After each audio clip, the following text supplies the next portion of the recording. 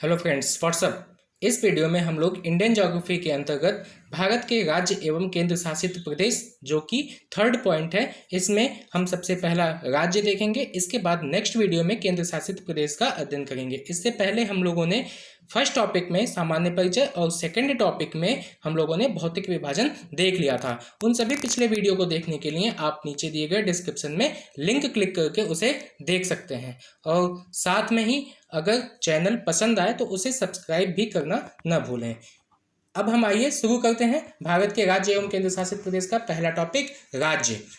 जैसा कि आप मैप में देख पा रहे हैं कि भारत के सभी राज्यों का इसमें उल्लेख किया गया है। आप भी अपने साथ जब भी ज्योग्राफी पढ़ने बैठें तो एटलस जरूर रखें।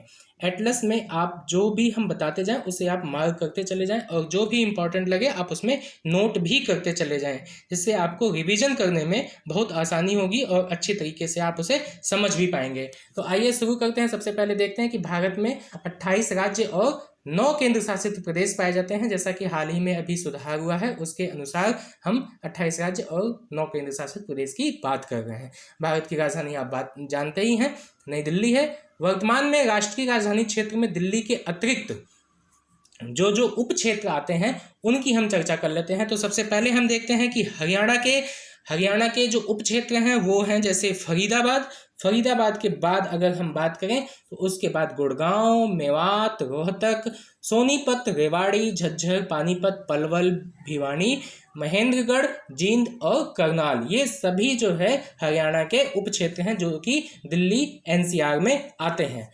उसके बाद अब हम देखें दिल्ली एनसीआर के हरियाणा क्षेत्र के बाद में उत्तर प्रदेश के कौन कौन से क्षेत्र आते हैं, उसमें हम देखेंगे गाजियाबाद, हापुड़, गौतम बुद्ध नगर यानी कि नोएडा, बुलंदशहर, मुजफ्फरनगर, बागपत जिले, ये सब उत्तर प्रदेश के जो उप क्षेत्र हैं वो भी दिल्ली एनसीआर में आते हैं।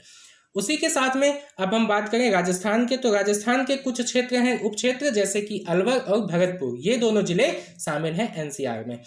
अब इसके बाद अगर हम बात कर लें तो क्षेत्रफल की दृष्टि से 5 बड़े राज्य, उसके बाद जनसंख्या की दृष्टि से 5 बड़े राज्यों की क्रम कौन कौन से हैं।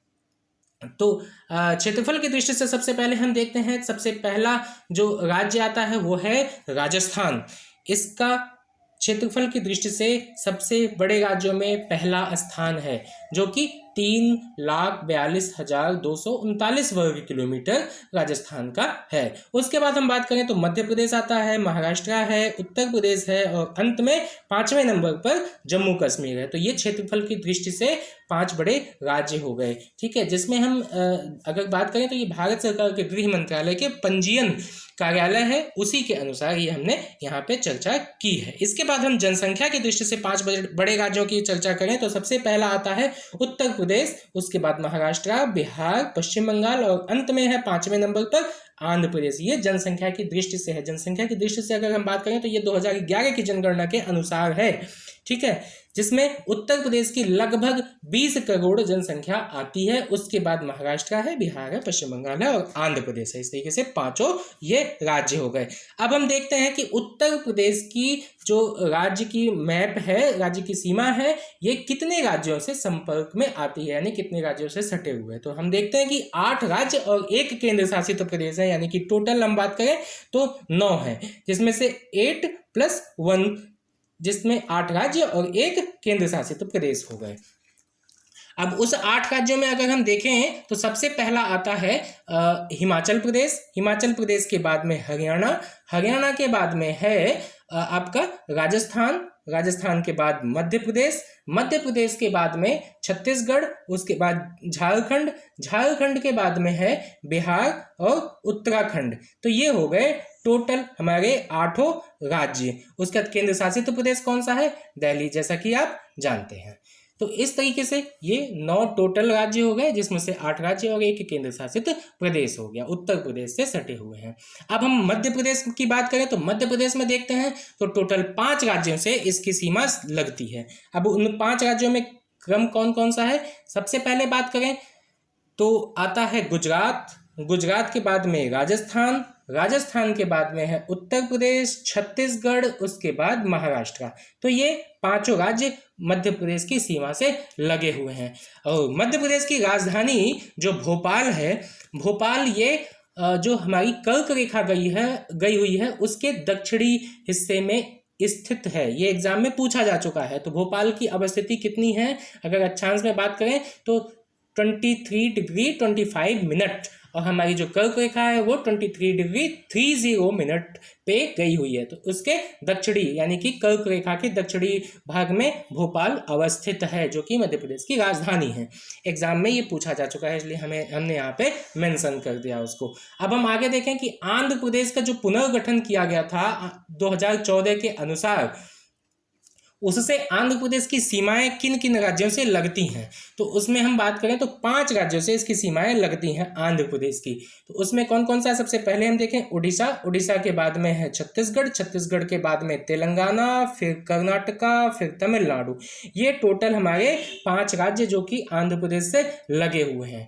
उसके बाद तेलंगाना राज्य की सीमा की बात हम कर लेते हैं। तेलंगाना राज्य की जो सीमा है, ये अगर हम बात करें तो सबसे पहले छत्तीसगढ़, छत्तीसगढ़ के बाद में महाराष्ट्र, फिर कर्नाटका, कर्नाटका के बाद में आंध्र प्रदेश, यानी कि ये टोटल 4 राज्यों से इसकी सीमा लगती है। किसकी? तेलंगाना की। तो इस तरीके से तेलंगाना भी हमने देख लिया। अब इसके बाद बात करें तो पुडुचेरी की बात कर लेते हैं।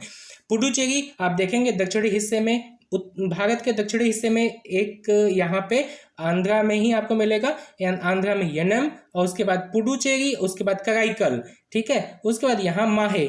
ये चारों जो क्षेत्र हैं पुडुचेरी के ही हैं, ठीक है। पुडुचेरी जैसा कि आप जानते होंगे कि 6 राज्यों या केंद्र शासित प्रदेश से लगी मानी जाती है, अगर यनम का क्षेत्र भी जोड़ लिया जाए तो, और पुडुचेरी केंद्र शासित प्रदेश में भी आता है, ठीक है। इसके बाद हम देखें कर्नाटका की अवस्थिति के बारे में।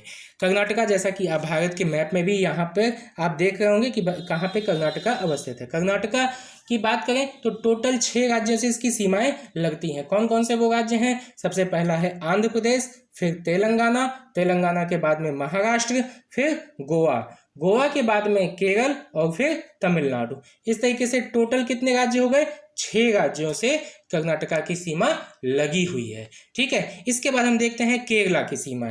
केरला की सीमा कर्नाटक और तमिलनाडु, इन 2 राज्यों से लगी हुई है। पुडुचेरी के माहे का जो क्षेत्र था, जैसा कि हमने इससे पहले देखा था, माहे का क्षेत्र वहाँ पे जादने से केरल की सीमा 3 राज्यों, यानी कि टोटल अगर हम बात कर लें तो कर्नाटका हो गया, तमिलनाडु हो गया, और एक तो पुडुचेरी का वो माहे वाला क्षेत्र भी इसमें समाहित होता है। तो 3 टोटल राज्यों से, ठीक है, जिसमें 2 राज्य हो गए, एक केंद्र शासित प्रदेश जो कि माहे है, ठीक है। इस तरीके से टोटल 3 हो गए। तमिलनाडु की अगर सीमा की बात करें तो तमिलनाडु की सीमाएं 3 राज्यों और पुडुचेरी को जोड़ लें तो टोटल 4 राज्यों से मिलती हैं। उसमें सबसे पहला कौन है तमिलनाडु का? केरला, केरला के बाद कर्नाटका, कर्नाटका के बाद आंध्र प्रदेश। तो ये तो 3 राज्य हो गए। और केंद्र शासित प्रदेश में पुडुचेरी का और कराईकल का क्षेत्र तो आता ही है। पुडुचेरी में जो हमने देखा था, पुडुचेरी या कराईकल, ये दोनों का क्षेत्र आता है। तो इस तरीके से टोटल बात करें तो 4 राज्य हो गए, जिसमें इसकी कर्नाटका, आंध्र प्रदेश, केरला, कर्नाटका, आंध्र प्रदेश, ठीक है। उसके बाद वो पुडुचेरी और उसका जो है कराईकल का भाग आता है। अब हम तमिलनाडु के बाद देखें पंजाब की अवस्थिति देख लेते हैं। पंजाब राज्य की जो सीमा है वो कितने राज्यों की सीमाओं से लगती है। तो सबसे पहले बात करें तो राजस्थान है, राजस्थान के बाद में आपका हरियाणा, हरियाणा के बाद में हिमाचल प्रदेश, हिमाचल प्रदेश के बाद में जम्मू कश्मीर। तो ये टोटल 4 राज्यों से पंजाब की सीमाएं लगती हैं। अब उसके बाद पंजाब के बाद कौन सा बचा? छत्तीसगढ़। छत्तीसगढ़ हम देखते हैं तो छत्तीसगढ़ की कुल सीमाएं आप उसमें देखते हैं क्रम से। सबसे पहले उत्तर प्रदेश, उत्तर प्रदेश के बाद में मध्य प्रदेश, मध्य प्रदेश के बाद उड़ीसा, उसके बाद झारखंड, झारखंड के बाद में आंध्र प्रदेश, आंध्र प्रदेश के बाद में तेलंगाना और महाराष्ट्र। तो इस तरीके से ये टोटल छत्तीसगढ़ से जो राज्यों की सीमाएं स्पर्श करती हैं ये भी कंप्लीट हो गया। इसके बाद हम उत्तरी पूर्वी राज्यों में जो 7 सिस्टर्स की बात की जाती है तो हम उसकी बात करें। जैसा कि आप मैप में यहाँ देख पा रहे भारत के मैप में ये उत्तरी सीमाएं जो समाहित की गई हैं, समाहित हुई हैं, ठीक है। इनमें हम यहाँ पे बड़े उसको मैप करके इसको हम जूम करके देखते हैं। अब हम इसमें देखें तो सबसे पहला है अरुणाचल प्रदेश। अरुणाचल प्रदेश के बाद में है आसाम। आसाम के बाद में नागालैंड, आसाम, नागालैंड, मेघालय, मणिपुर, त्रिपुरा और मिजोरम। इस तरीके से टोटल 8 राज्य ये 7 सिस्टर्स में आते हैं, ठीक है। 8 नहीं, सॉरी 7 हैं।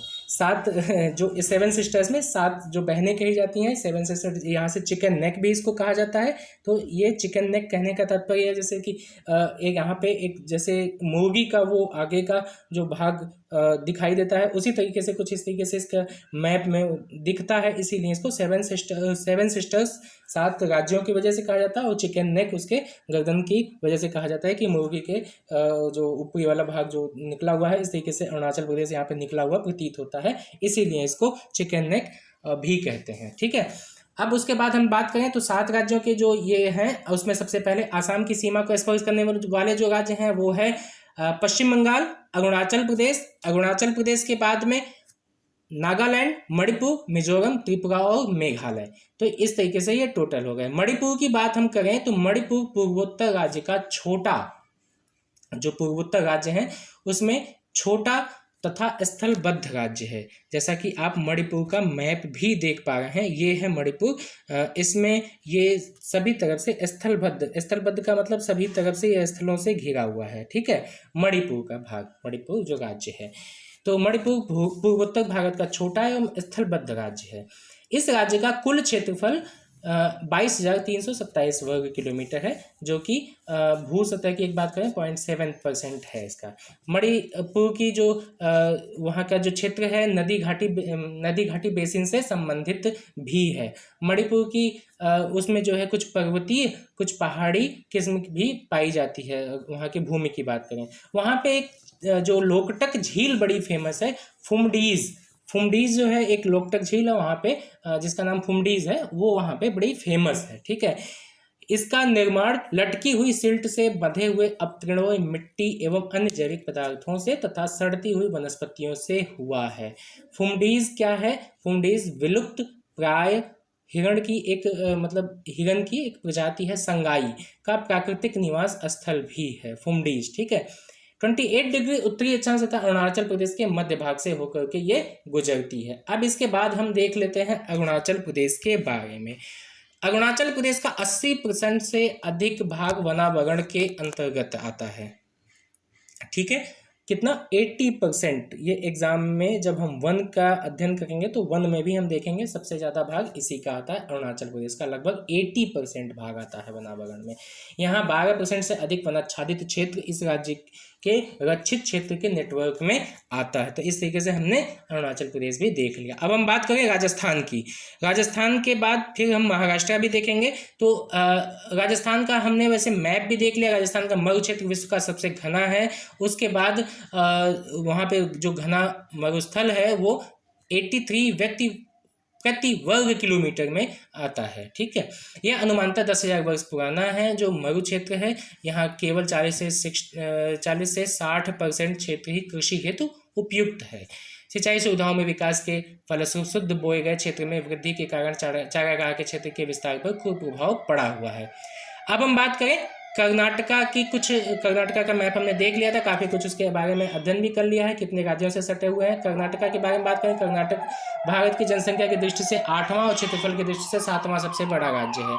सूचना प्रौद्योगिकी के गढ़ इस राज्य को IT पावर हाउस या सिलिकॉन स्टेट जैसे नामों से भी जानते हैं। कर्नाटका में ही भारत की सिलिकॉन वैली के नाम से प्रसिद्ध बेंगलुरु का शहर स्थित है। इसीलिए बेंगलुरु में जो IT का काम इतना ज़्यादा है कि जिसकी वजह से उसको IT का पावर हाउस या सिलिकॉन स्टेट भी कहा जाता है। वहीं पे पाया जाता है मलनाड। और मलनाड कर्नाटक का एक पहाड़ी प्रदेश है जो कि घने जंगलों से आच्छादित है। जब हम पर्वत पहाड़ देख रहे थे, पहाड़ियाँ, उसमें हमने देखा था, इसको चर्चा करी थी इसकी, मलनाड की, ठीक है। उसके बाद हम देखें कि पाट अंचल ये छोटा नागपुर पठार प्रदेश में अवस्थित है। जैसे कि आप मैप में भी देख पा रहे हैं, छोटा नागपुर जब हम लोग प्लेटो पढ़ रहे थे तो उसमें भी हमने देखा था इसको। ठीक है, पाट अंचल छोटा नागपुर प्रदेश में अवस्थित है। इस क्षेत्र में ऊंचे पहाड़ी शिखर होते हैं। छोटा नागपुर पठार का अधिकांश जो भाग है वो झारखंड राज्य के अंतर्गत आता है। आंध्र प्रदेश के कोल्लूर की खान से ही विश्व प्रसिद्ध कोहिनूर हीरा प्राप्त किया गया था। यहीं पे पाई जाती है आंध्र प्रदेश में जो कोल्लूर की खान है।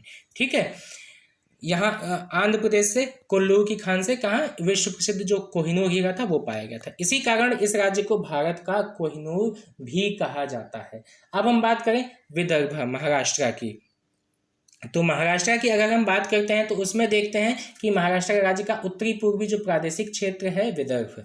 ठीक है, वर्तमान में इस क्षेत्र के अंतर्गत नागपुर और अमरावती दो डिवीजन हैं, जिसके अंतर्गत महाराष्ट्र के नागपुर, अमरावती, चंद्रपुर, अकोला, वर्धा ये सब जो है वहाँ पे जिले आते हैं उसमें। और उसके बाद हम बात करें लातूर, लातूर भी जो है ये महाराष्ट्र राज्य का एक जिला है जिसका मुख्यालय लातूर ही है। समुद्र तल से 636 मीटर की ऊंचाई पर है, जिसको वृष्टि छाया प्रदेश भी महाराष्ट्र राज्य से हमें मिलता है। तो इस तरीके से हमने आज पूरा कंप्लीट कर लिया जितने राज्य हैं हमारे, और उसके बारे में जो कुछ इम्पोर्टेंट था, कितने राज्यों से सटे हुए हैं, कितने केंद्र शासित प्रदेशों से सटा हुआ है, कौन कौन सी चीज़ें किस किस राज्य में इम्पॉर्टेंट है, ये हमने ब्रीफली उसे देख लिया है। अगले वीडियो में हम लोग केंद्र शासित प्रदेश की चर्चा करेंगे। तब तक के लिए धन्यवाद।